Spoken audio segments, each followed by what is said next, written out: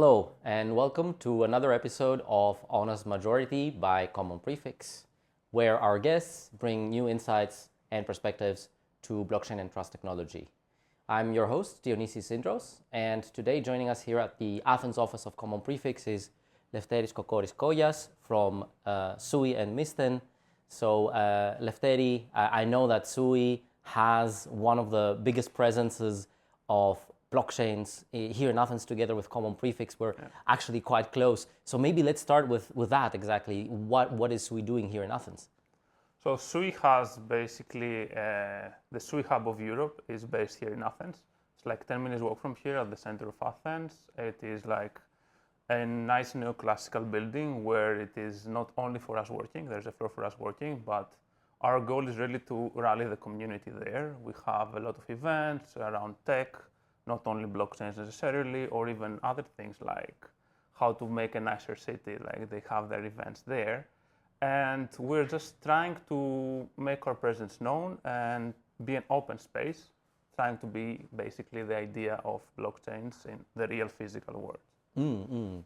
Okay, so I'm a bit confused still about the relationship between Misten and SUI Foundation and who is behind SUI. There's quite a few organizations, so maybe you can clear up this picture a bit. Yes.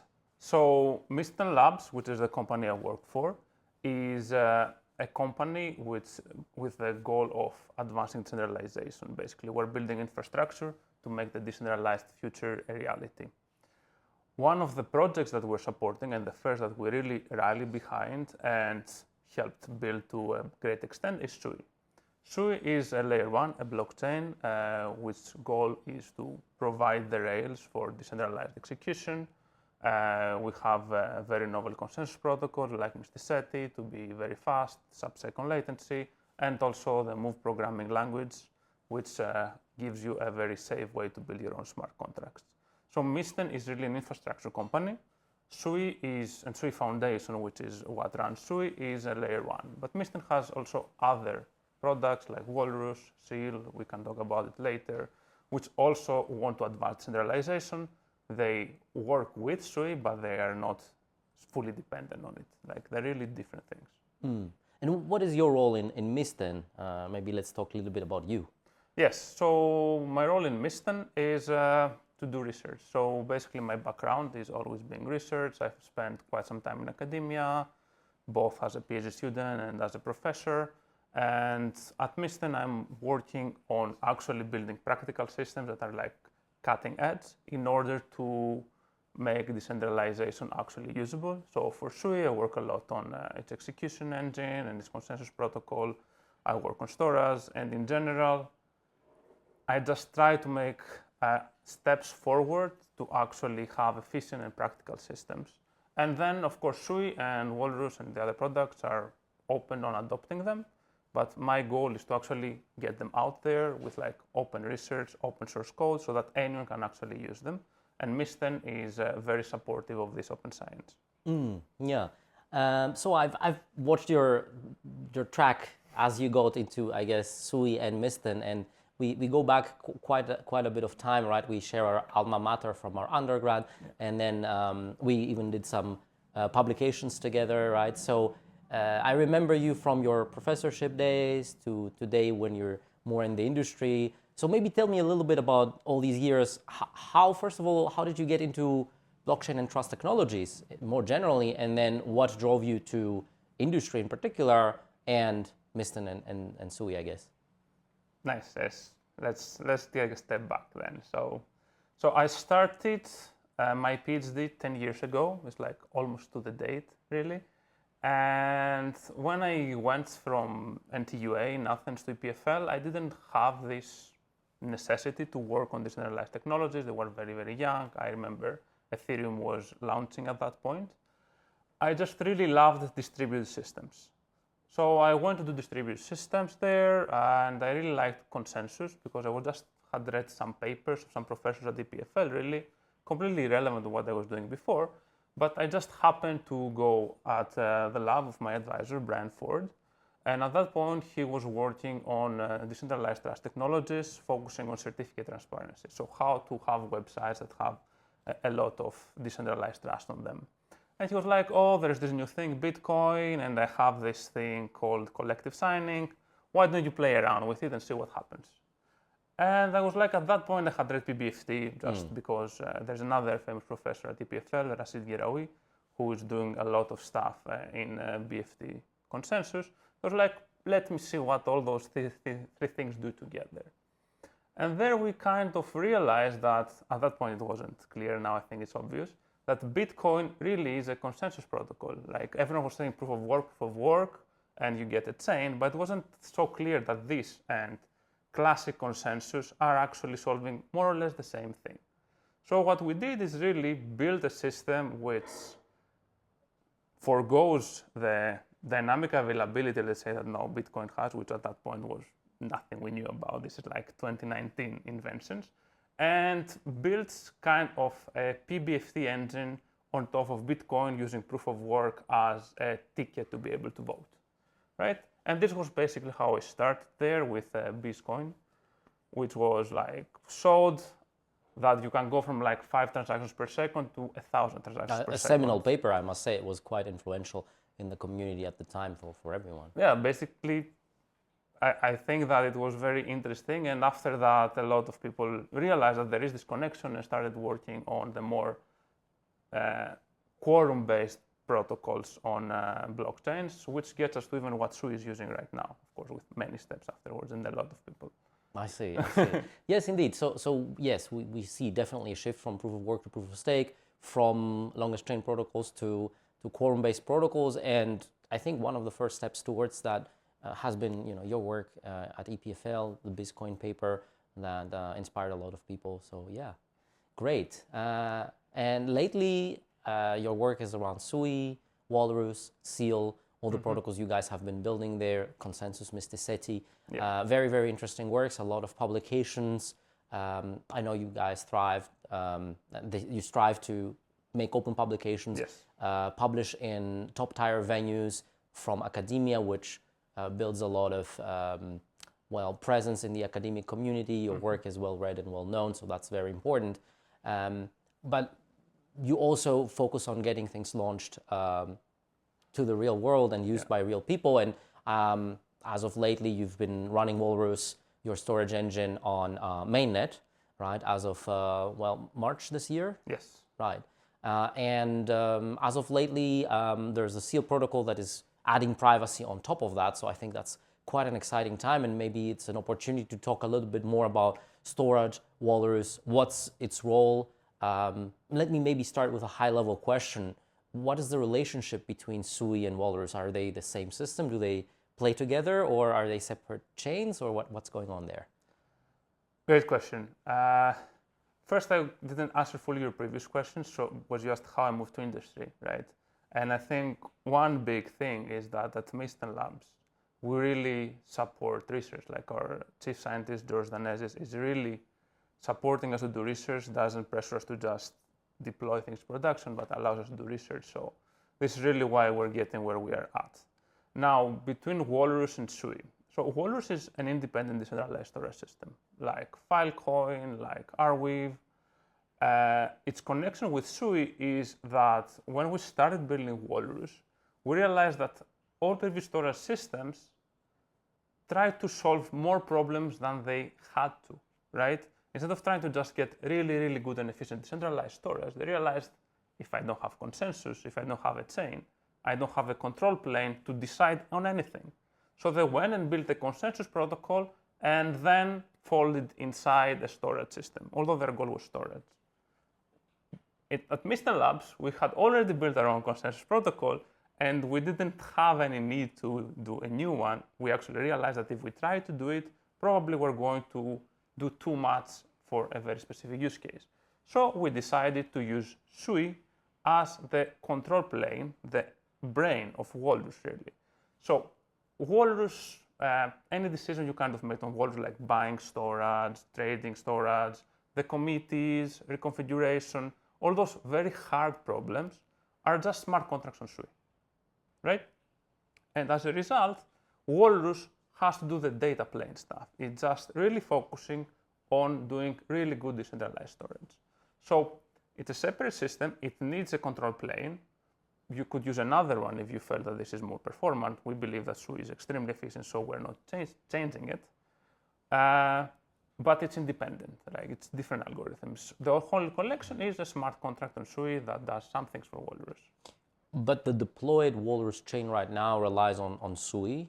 Yes. So if I wanted to use something else, let's say Solana, I would have to redeploy a version of Walrus, which is open source maybe, and I can do it. But right now, the Walrus that is on mainnet is using SUI for Yes, these if purposes. you wanted to do Solana, you could redeploy Walrus, but then you would have to convince all those storage nodes to come. Right. But you can also just have a workflow, right, that just bridges some Solana on SUI. You have deep book flow there that just extends Solana for SUI and Walrus and gives you storage, and then you just send back the validation. So you can go through SUI and interact with any chain you want, and we even have some deployments already there. Okay, that's clear. So to summarize, I guess the Walrus as a protocol, as a paper, is quite generic. It can be deployed anywhere, and it relies on consensus backend for some of its operations. But the deployed one, the one that we have on mainnet, you have chosen to use SUI as the consensus protocol for that deployment. Exactly. I see. Yes. Great. And then what about Seal? So Seal is this privacy layer on top of Walrus. Is this already on mainnet? Is it planned to be?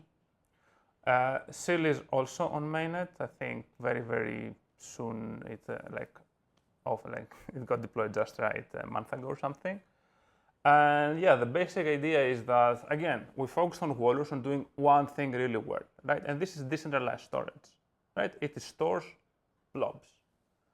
If you want those blobs to not be visible to anyone, you have to use something else.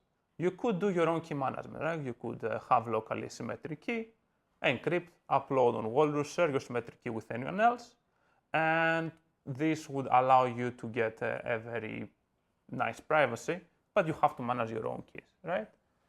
So with Seal, we say that this is kind of a burden. A key management system is notoriously hard, and not only for blockchains, for like anything. Certificate transparency, I just mentioned, notoriously hard to actually get it very right and consistent. So with Seal, we basically say we have some servers that can run a multi-party computation protocol and provide you with this privacy layer as a client without having to go through the burden of managing your own keys. Okay, so again, we're adding one more node, one more system to the ecosystem, I guess. Yes, but still you don't have to use it for Walrus, right? You could use it because you want to encrypt something else, right? Can I use it for the custody of my keys, for example, for spending money? Yeah, but you have to trust the service, with the right? extra trust assumptions. Right? Yeah. You can use it and upload your data on Dropbox, right? It's fine. Like you just need to find the way to get the workflow to get the key or give the key, but it is not necessarily for Walrus. I see. So the deployed Walrus is tied to SUI, but the deployed Seal is a generic protocol that can be used for anything. You still need to go on SUI, of course, because the brain is always SUI, and that's kind of our point at Misten Labs. You need the brain, you need to do this layer one brain very, very well, but then you can use it with all other off-chain protocols that you can imagine, like ICA, for example, which is a partner of us that is deploying it to have Bitcoin wallets, right, and do a lot of multi-party computation and ECDSA signature, right? They use, again, SUI as the brain. And the basic idea is that once you can have this brain doing what it's supposed to do very well, you don't have to bother re-implementing it every single time for every new application. So where does SUI sit in Seal? How does Seal use SUI? Seal uses SUI to have, first of all, the simplest, you need to register your key management servers, right? So you need to discover them. In the future, you could have some reputation metrics to know which one to trust. And yeah, and anything that is not really touching the actual key will probably go through SUI because it's much simpler when you have consensus, right? You don't no longer have races and a distributed system.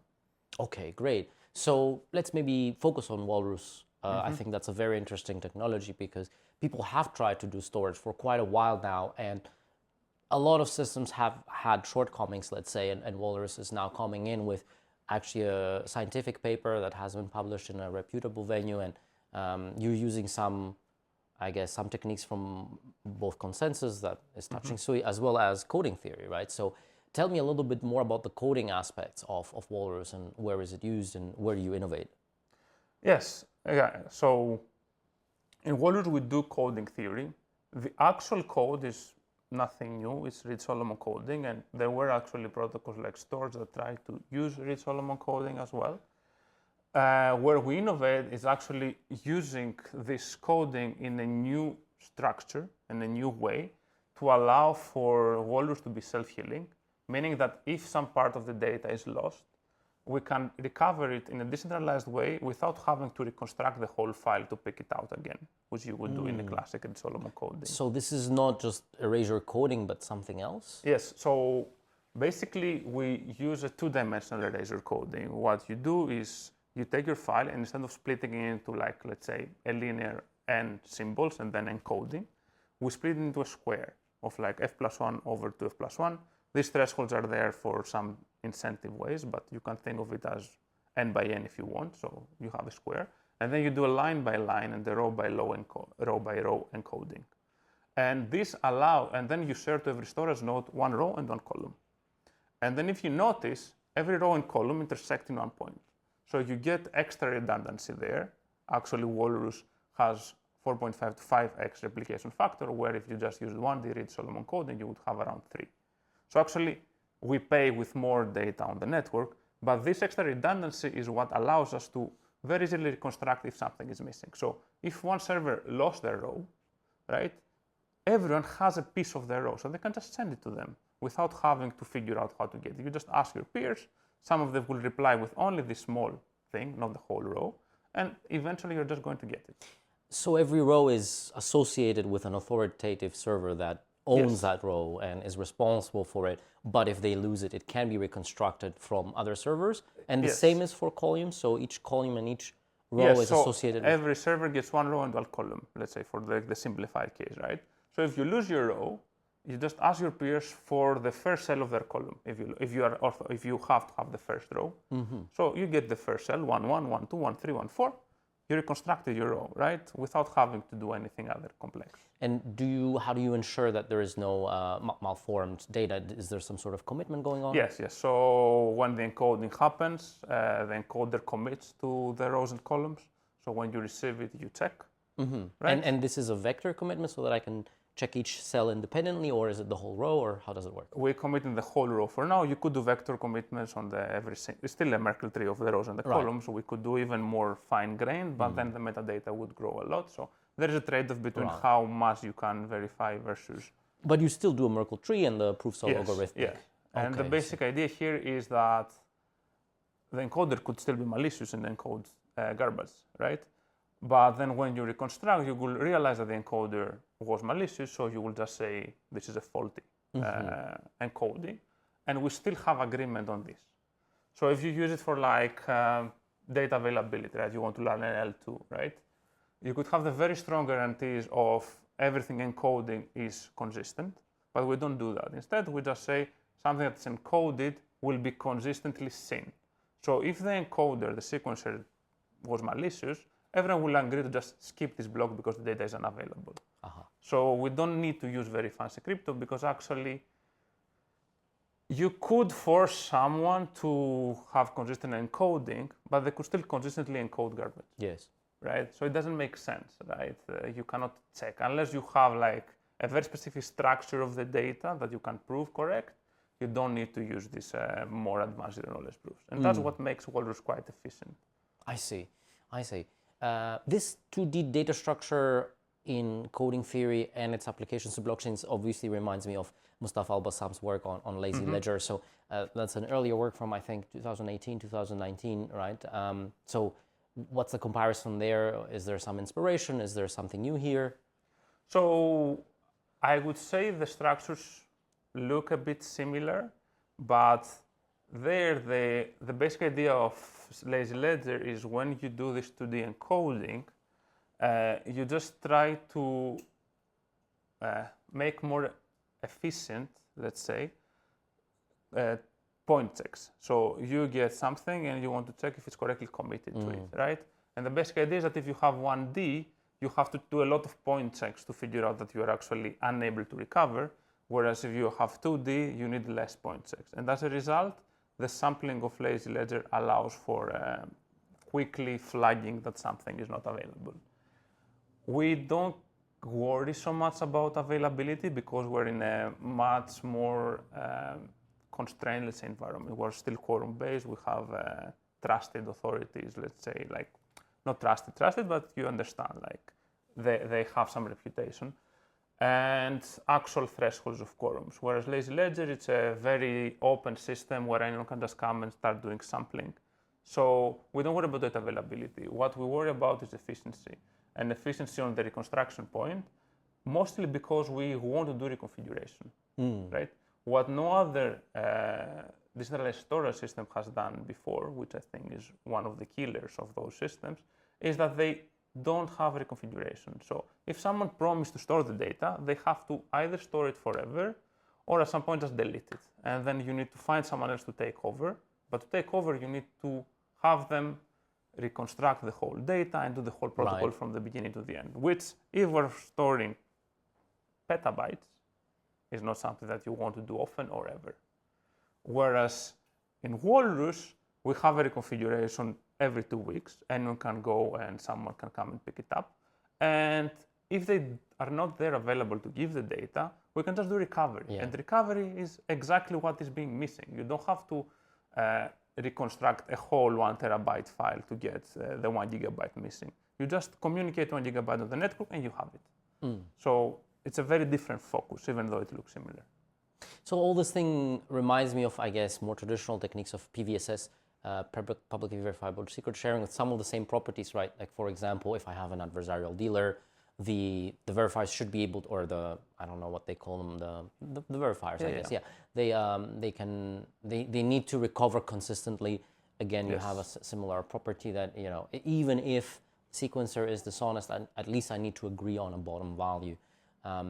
But then this also goes to the proactivity aspect of PVSS, where I need to rotate my committee, and now you're translating it to this kind of consensus-based storage engine. So let's focus a little bit on this proactivity or committee rotation and how the handover happens.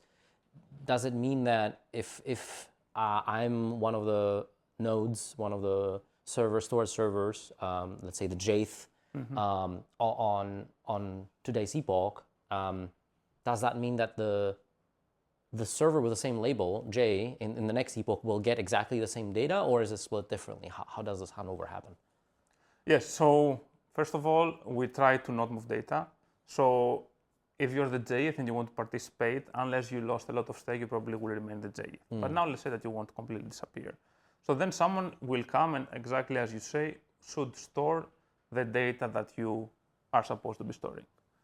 We have different parts of the epoch change protocol. So at the beginning, we ask you very nicely to just give them the data, right? If you do it good, you get rewards from the epoch. So we're all happy. If you don't, then we're going to keep some of your rewards to power this recovery protocol. So basically, the new node will have to come and ask everyone for the Jth cell on the row and their column to get the data back. If they don't get it, they can, of course, do decoding of some other cells to get it. Okay, right. And now I guess the obvious question is, what happens with corruption across epochs, right? If I'm an adversary and I'm corrupting, let's say, less than F in epoch J, and then less than F but a different portion in epoch J plus 1, is this okay? So epochs overlap, right? And you're not allowed to adapt until the epoch moves. So at the overlapping point, actually, you have two separate 3F plus 1s, but if you have the F here, you cannot just jump here and go to another node. You have to keep them until the epoch change happens, and only afterwards you go. So as a result, at the epoch change, we're a bit more constrained on what the adversary can do. Right, so a slowly adaptive adversary, similar to Ouroboros, let's say, construction. Okay, so super interesting. And from what I've seen, the prices are very, very good, right? It's quite cheap if I want to store just, you know, gigabytes or hundreds of gigabytes on Walrus for a year. It's pocket change, right? So this is really, really very efficient and very cheap. So how do you see kind of the applications? How do you see people using it? What do you expect there? Maybe some high-level view. I agree that when our goal was to create a system that can actually give people actual decentralized storage where they use it, I see a lot of usability for like, we have something called Walrus site, so you can actually upload your website in a decentralized manner. And it's not only that you get decentralized security there, you also get authenticity and integrity, right? So when you access my website, you know it's my website and no one changed it. So many people play with Walrus, uploading websites and seeing it there. The main application, of course, is NFTs, right? You can finally have an actual NFT available when you give someone, when someone buys their NFT, they can actually get the picture, the video, whatever they feel like, instead of some random URL that will disappear. You can, of course, use it to upload your files, your pictures, etc. We want eventually build APIs that you can just, instead of S3, use Walrus. And it's open, like we have grants, people can use it. We've seen people with ideas like building CDNs on Walrus, for example. And yeah, our goal is really to be the place you go when you want to store gigabytes and be guaranteed there's going to be accessible. Amazing, amazing. Well, good luck with that. I think it's going to be an amazingly, very, very well used project for many decentralized applications. Especially as the more institutional world is moving towards chains and they have tons of data to store that needs to remain authentic and to guarantee integrity. I think NFTs are just the beginning for sure. Yeah, we want to support even videos and stuff, really, right? And we don't like this Web 2 vendor lock-in model that currently you have. Like you get when you start a new company, a lot of free resources from Google Cloud or Amazon. Yes, use it for free, you're young, and then you're just locked in and charged like crazy. We keep everything open, the data is available, you can go download them if you feel like and if you want to move, right? And the goal is to make something that is used and usable for people, useful, right? And hopefully people will appreciate it. So shifting gears a bit towards the future, I guess, started with Walrus Future, but maybe let's look a little bit further, maybe 1 year down the line or 5 years down the line. Given your expertise as both a scientist and, I guess, an engineer, or half scientist, half engineer, right? Yeah. But you're working both on the papers as well as the deployments in practice. I think you have a lot of insights about how these two aspects merge and what the future, what lies in the future, I guess, and maybe you can tell us a little bit what are the hot topics, I guess, for the next year, the next 5 years, what's going to be cool, what should be keeping an eye out for. Yeah, what we're saying is very true. Basically, talking with engineers is one of the main inspiration of our research, right? Because when you do research in an academic environment, you focus on like the big problem, you solve the big problem and you leave the rest as an engineering exercise, right? But this is usually the hard part. And I have immense respect on the engineering team at Misten Labs. Like they're amazing, they're building stuff and they don't have huge egos of like, oh yeah, it's my thing or anything. They are very open to talking, to getting feedback in order to actually build something amazing. So one thing I'm excited about that actually really came from talking with people around the SUI ecosystem is something we call sparse nodes. And this comes back to what I said about Walrus, that we want you to be able to take your data and move somewhere else, right? So I think the same thing is when you have an application on SUI, let's say. And for some reason, SUI breaks, gets under attack, like we go crazy or something. You should be able to take your state and go in another chain, right? And for this, you need to be able to verify your state, right? Every time that something happens, you want to check that according to your smart contracts, it's fine, right? Currently, you can't really do that. You can only do that if you run a full node. Running a full node at 10, 20, 30,000 transactions per second, it's extremely expensive. So no one really does that on SUI, on Solana, no user or even small application developer does it. The other choice is to run a light node, but then you trust SUI. If we tell you that your magic sword moved to someone else, it looks like it, even if consensus is broken. Mm-hmm. So with sparse node, we basically say, no, this shouldn't be how it's supposed to be. You should be able to define the substate of your application, of your game, of your collection of art, whatever, and verify every transaction that happens on the substate to make sure that as far as you are concerned as an application owner, it's consistent. So that's what we propose with sparse nodes. We saw how with the support of the validators committing on your substate some very, very small stuff, you could go and check that every transaction that happens in your substate is actually following the rules that you have defined in a smart contract. As a result, if everything goes well in the chain, you check everything very, very efficiently compared to running a full node, right? You get the validity that everything went well. This is one thing. It becomes much cheaper to actually have replayability of your state. But even if the chain broke, like there was a fork, right? Yes, you might believe that you got some SUI that are not yours. You cannot do anything about it unless you run a full node. But as far as your local application state is concerned, you're sure that everything is right. So you can tell your users, it's not my fault if something bad happened, but here is my state. I can go to any other move-based chain and deploy right away. And as a result, the chain is used as long as it's trusted. You don't get lock-in. Currently, you kind of get a lock-in on your chains unless you run a full node, which was cool for Bitcoin, but it's extremely expensive for SUI. And full nodes are not even compensated. So really, at some point, they're going to start charging you for the service for sure. Yeah. So the sparse node is a new paper. I know you worked with Julius Caffino on this, a few other authors. Who are the authors of the paper? It's Deepak, Carl, and Alberto also from Misten. And yeah, we work with Julia. Last year, she had joined Misten Labs for an internship, and we had a lot of success with this project. And we want to work even more on this project in the future, actually using those sparse nodes to even do validation of the whole chain state with some probabilistic way. Like the same way, let's say that Celestia works for the DA, you could try to do it for state transitions. Right. And this paper, is it on ePrint? Is it This is on ePrint, and this has been submitted, and we're waiting to see. Nice. Okay. Good luck to the submission. We'll put the link to the paper in the show notes so that the audience can take a read. I've also skimmed through it. It's a very nice paper. So yeah, thanks for putting it together, and thanks for keeping research open. This is very exciting. Yeah, thanks for the outlook. I guess very, very interesting things to come and very interesting things for people to work on. Anything else you want to add about, I guess, the future of our whole space? There's so much research, like I could be talking for hours.